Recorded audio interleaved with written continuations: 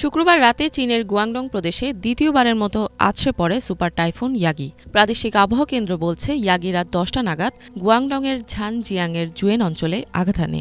এর আগেই প্রায় ১০ লাখ মানুষকে আশ্রয় কেন্দ্রে পাঠানো হয়েছিল। তার আগে আনুমানিক বিকেল ৪টার দিকে সুপার টাইফুন ইয়াগি হাইনানের ওয়েংটিয়ান শহরের ওয়েংচাংয়ে প্রথম আঘাত হানে। এ সময় বাতাসের বেগ ব্যাপক মাত্রায় ছিল।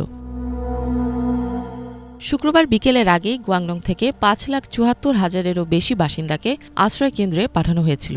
এর মধ্যে ৪,০৭,০৬৪ জনই ঝাংজিয়াংয়ের, যেখানে দ্বিতীয়বারের মতো টাইফুন ইয়াগি আছড়ে পড়ে।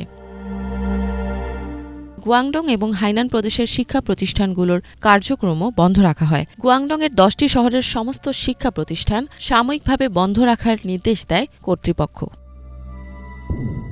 গুয়াংডংয়ের ৯৪টি নৌ রুটের ৭২টি বন্ধ রাখা হয়। এসব অঞ্চলের কমপক্ষে ৮৪,৮৭৩টি মাছ ধরার নৌকা বন্দরে আশ্রয় নেয়। প্রবল বাতাসের কারণে যানবাহন চলাচল ব্যাহত হয়ে পড়ে। একাধিক শহরের রাস্তা এবং সেতুতে যান চলাচলও সাময়িকভাবে বন্ধ রাখা হয়। এমনকি ট্রেন চলাচলও বন্ধ করে দেয় কর্তৃপক্ষ। এছাড়া হাইনান জুড়ে ৮৯টি পর্যটন আকর্ষণ কেন্দ্রে প্রবেশে নিষেধাজ্ঞা দেওয়া হয়েছিল। ইফাত জাহান, বাংলাভিশন।